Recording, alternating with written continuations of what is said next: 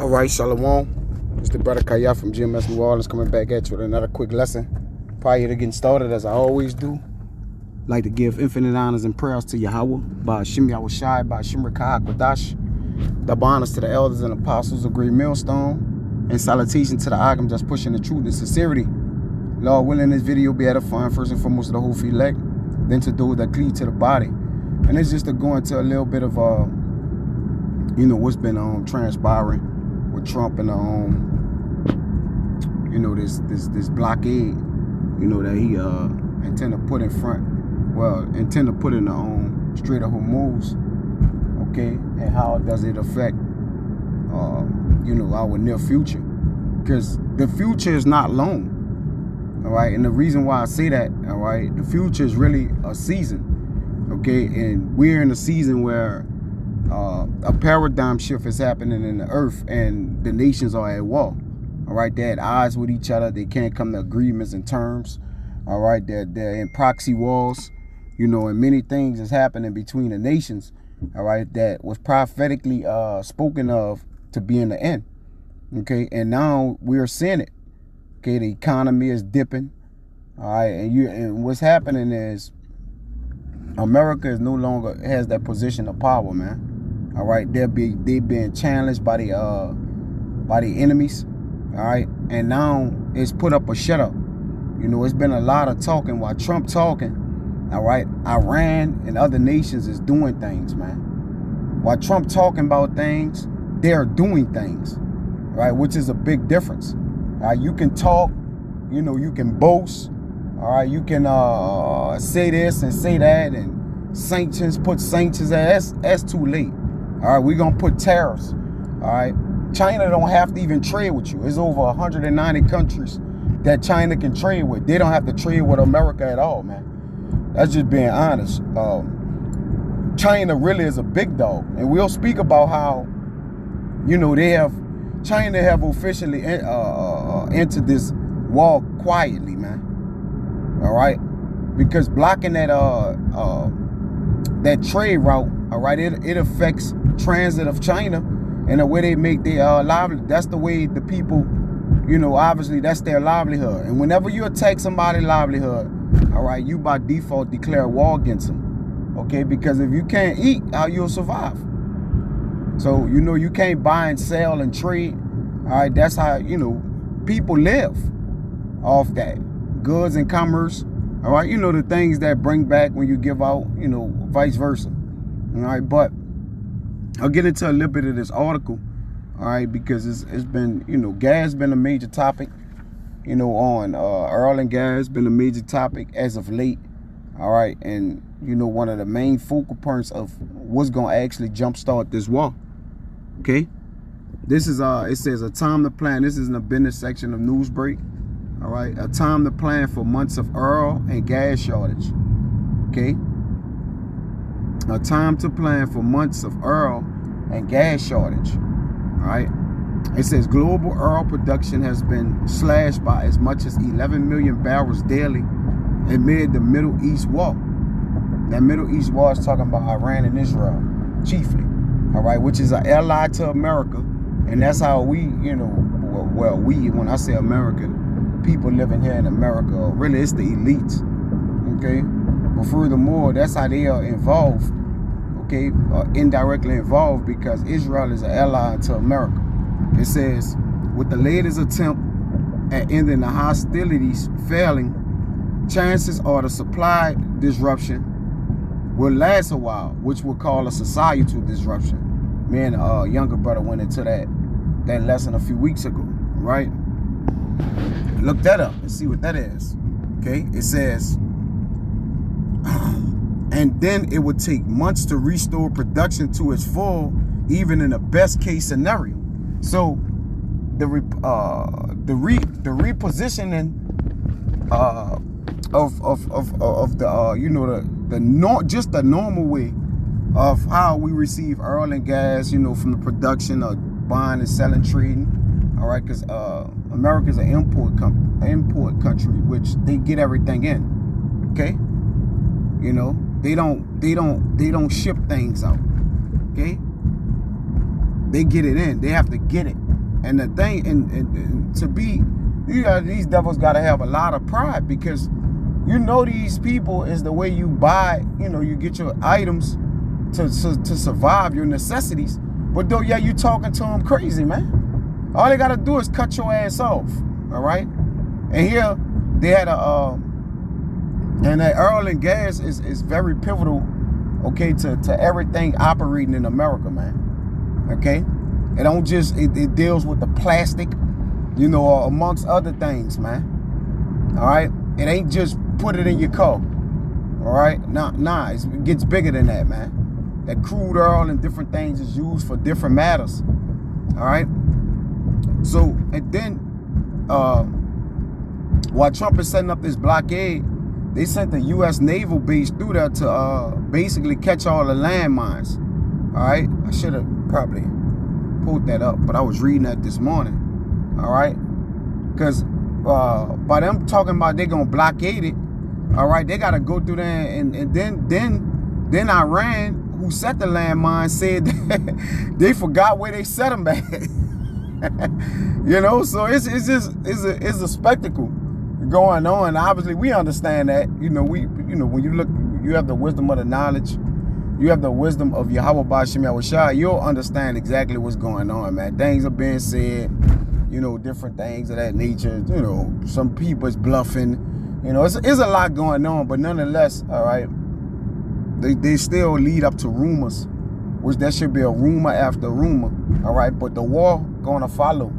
Okay, it's just a set time for it to jump and start off, But these are the avenues and paths that starts war. So eventually, the war has to happen. We know it's going to happen. It's inevitable, all right? But for now, you're just looking at the build-up. It says, even in the best case scenario, all right, it would take months to restore production to its full. And America reserve on oil and gas is, they're gonna be cutting it with water, ethanol. All right, trust me, that reserve ain't what you think it is. All right, you might have to go to that gas pump, and the gas might be $45. Gas might be $45 a gallon, man. And that might be water. And it might just be regular for everything. You ain't getting no premium, no, grade A oil and gas, because that's, that's gonna be kept back for the big players. You see? It says, even if there is a durable ceasefire tomorrow and the strait reopens, markets will not return to normal for at least 6 months. And America don't got 6 months, man. Right? This whole on our last leg. It says, Restart Energy head of geopolitical analysis told the Financial Times earlier this month. See, and listen, the windows is darkening in this place. Okay, let me get that. Right, Ecclesiastes.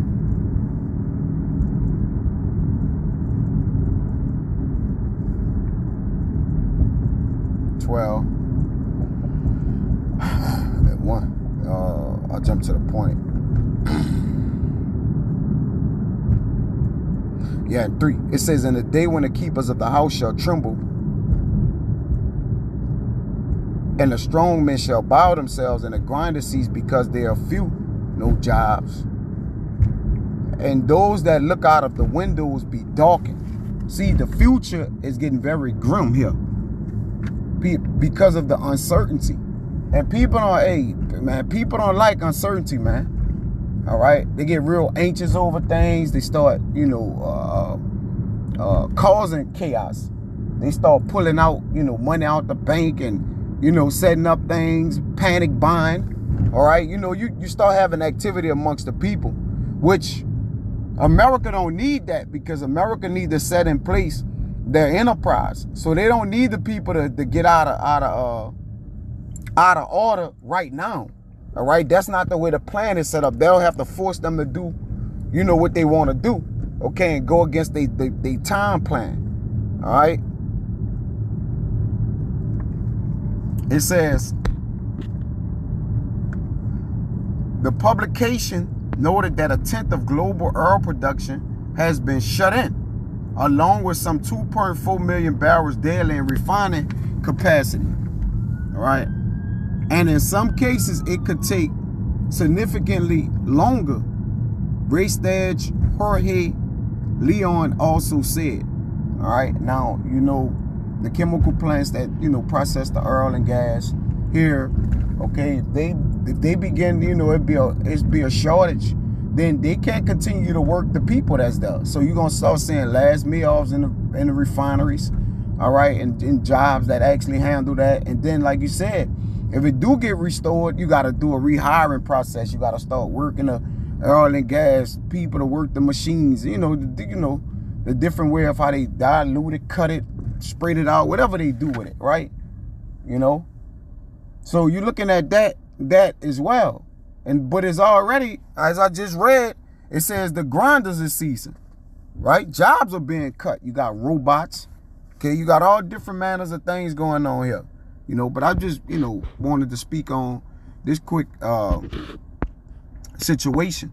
All right, it says right now, the best case scenario with a durable ceasefire is off the table, with the U.S. president threatening to add his own blockade to tanker traffic obstacles in the Persian Gulf. All right, right where the Lord say he gonna, you know, do, you know, that Joel 2:20. All right.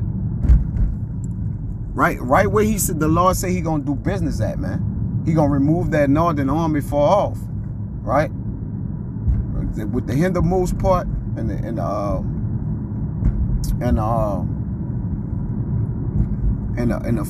front side. I'm saying the front side because I'm not looking at it, Salakia. All right, they in that Persian Gulf, man, and that Red Sea. Okay, right there between that right between the, okay, is where the Lord gonna, you know, get that army in that land barren and desolate, right in that Saudi Arabia area right there to do work, man. But this is where all the issues is taking place too. And ironically, prophecy, all right, is positioning itself.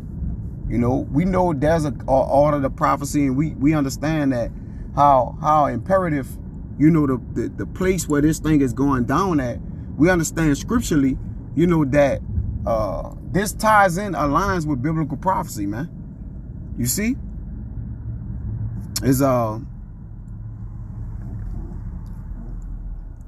This is it says Reuters reported earlier in the day that tankers were already steering clear of the choke point, suggesting that instead of an improvement, the situation is worsening. All right, let's go on here.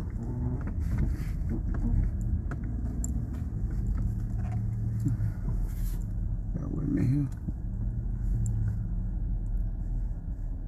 With all the implications for oil markets that are to be expected, such as higher prices, which are already a fact, with Brent crude at over 102 earlier in the day, and West Texas intermediate at over 104 per barrel, right? What's more, the oil production cuts are not over. They seem to be on track for further deepening, according to estimates made by the U.S. Energy Information Administration in its latest short-term energy outlook. The EIA reported it expected production shut-ins across the Middle East to rise from 7.5 million barrels daily last month to 9.1 million barrels daily this month. All right. It is worth noting that the EIA took an optimistic stance, saying that it assumes the war will end by May and production will begin to return to normal. All right, which is not so. Starting to heat up, right?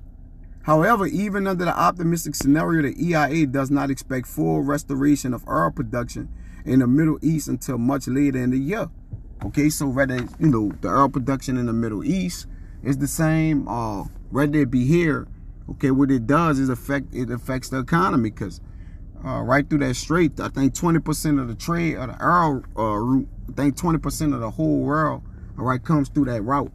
Okay, so everyone gets affected by this, you know, directly or indirectly.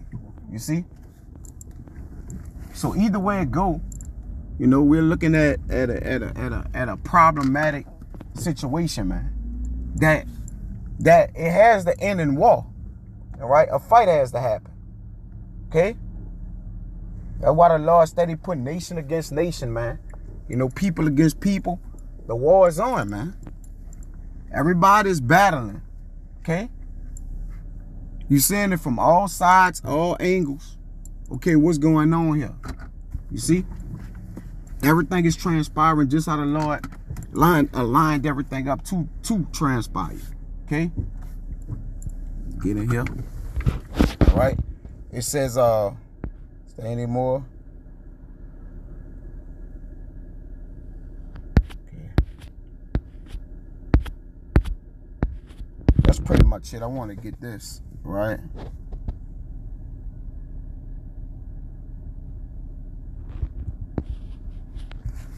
I'll read this. The Financial Times pointed to Saudi Arabia as an example that oil production restoration takes a while, right?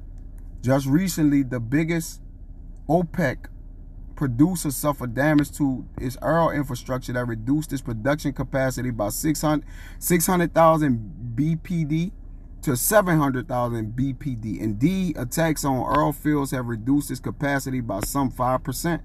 All right, and Trump said he was going to target it's going to be oil and gas day, plant day, national plant day, you know, where he was just going to blow up the people,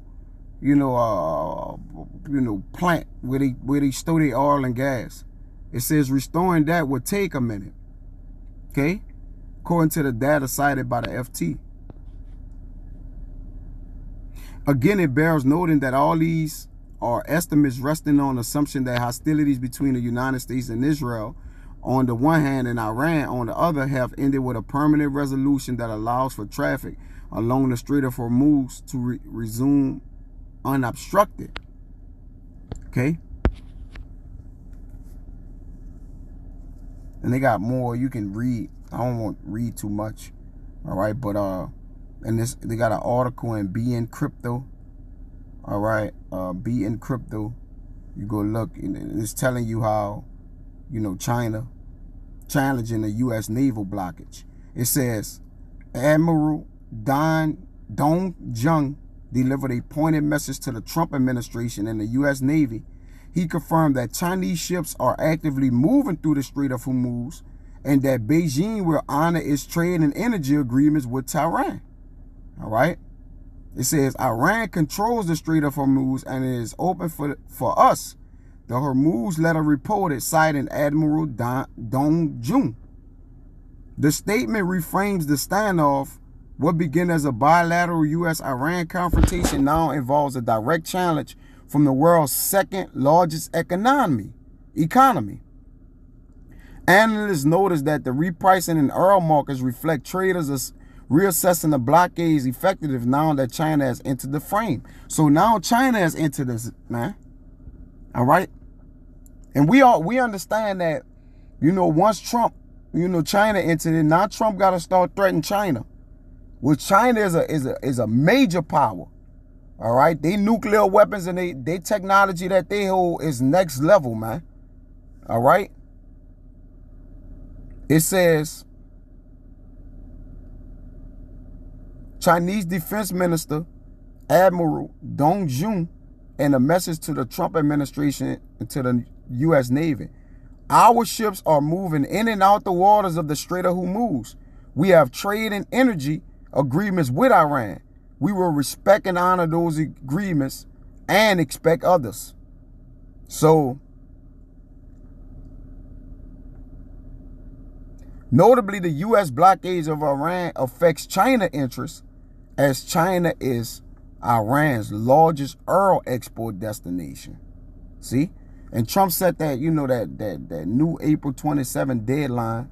All right, he issued a first 2-week ultimatum to Iran, which, he warned the situation wouldn't be pleasant if Tehran fails to reach a deal by April 27. All right? Okay? I think the collapse of the U.S.-Iran talks, it collapsed on April 12th, right? Which that's what prompted, Washington or DJ Trump to declare a full naval blockade on the strait. All right, so, you know, that pretty much was the point. All right, I just wanted to get into that. You know, I would have liked to bring some more precepts out, but that's just really the point. China is defying the U.S. Hormuz blockade, man. All right, China say, look, like now you know you messing with our interests and things, man. So you got that. See, China is challenging the U.S. naval blockade. So I don't want to write this out. It was that a fun. Next time I see Shalom.